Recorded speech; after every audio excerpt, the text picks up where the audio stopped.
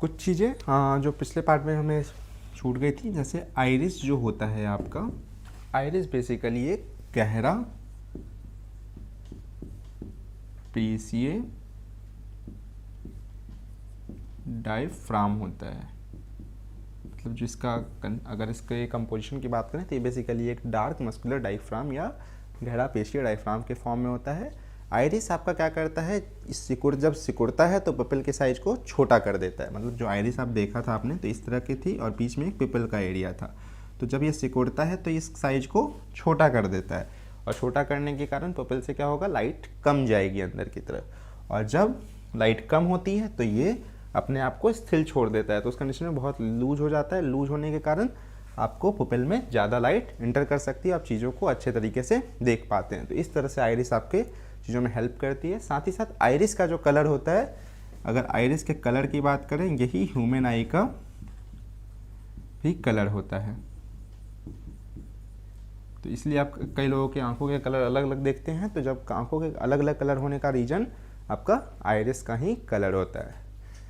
इसके अलावा एक कुछ चीज़ और है जिसे हमें समझना है, इसे कहते हैं हम पावर ऑफ एकोमोडेशन।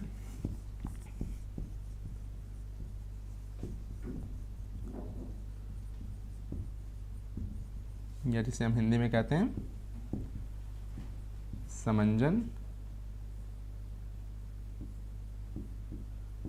क्षमता। तो जब हमने क्या बात की थी कि अलग हमारी आँखों का जो फोकल लेंथ है वो थोड़ा अपडेट हो सकता है, चेंज किया जा सकता है, बट उसकी भी सर्टेन लिमिटेशंस हैं। तो हमारी आँखों की जो फोकल लेंथ है उसका जो लिमिटेशंस है, उसके कारण हमारा आँख सर्टेन लिमिट तक ही देख सकता है चीज़ों को।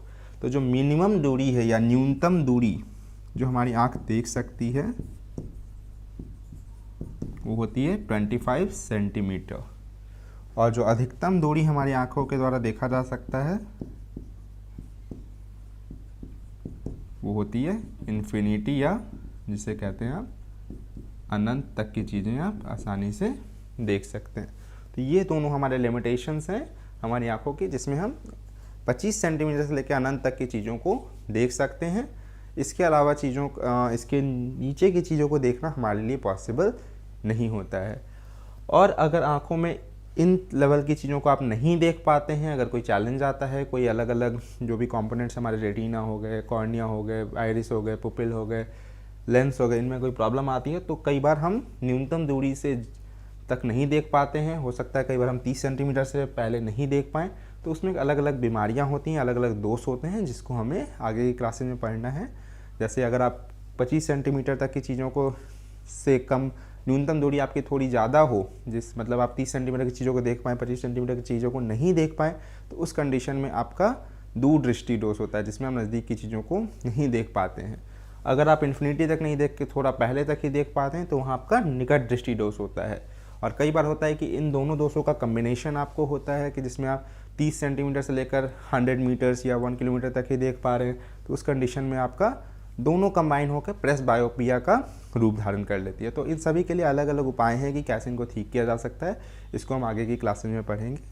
बट अभी के लिए आपको याद रखना है कि हमारी आंखों की पावर ऑफ एकोमोडेशन या समंजन क्षमता 25 सेंटीमीटर से लेकर इन्फिनिटी या अनंत तक होती है। कई बार आपने सुना होगा कि हमारी आंखों में मोतियाबिंद या कैटरैक्ट की प्रॉब्लम आती है। तो ये कैटरैक्ट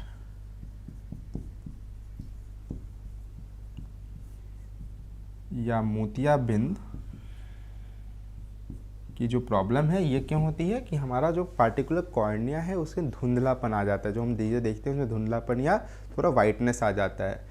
तो ये वाइटनेस के कारण हमें कैटरैक्ट या मोतियाबिंद की प्रॉब्लम का ऑब्जर्व करना पड़ता है। तो पावर ऑफ एकोमोडेशन में हमने समझा कि हमारी न्यूनतम दूरी होती है 25 सेंटीमीटर और अधिकतम दूरी होती है इन्फिनिटी। तो न्यूनतम दूरी को हम कहते हैं अपने आँख का निकट बिंदु भी कह सकते हैं, एंड इसे हम दूर बिंदु भी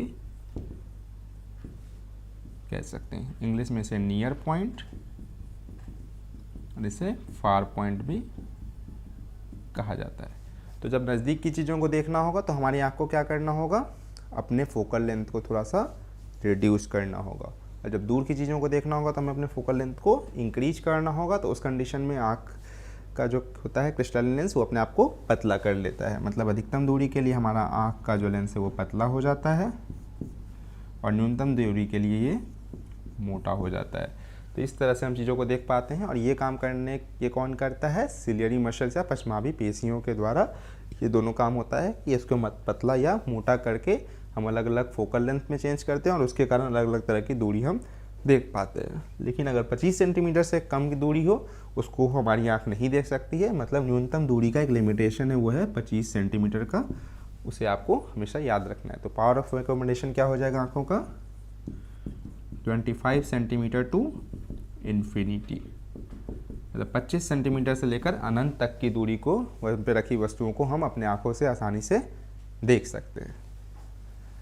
इसके अलावा हमें कुछ दोष के बारे में पढ़ना है। तो एक बहुत कॉमन दोष है जो आप हमेशा सुनते हैं, जिसे कहा जाता है कैटरैक्ट या मोतियाबिंद।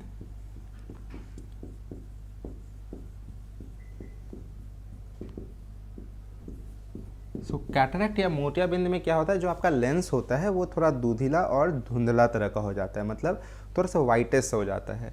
तो जब ये लेंस जो आपका दूधिला एवं धुंधला हो जाए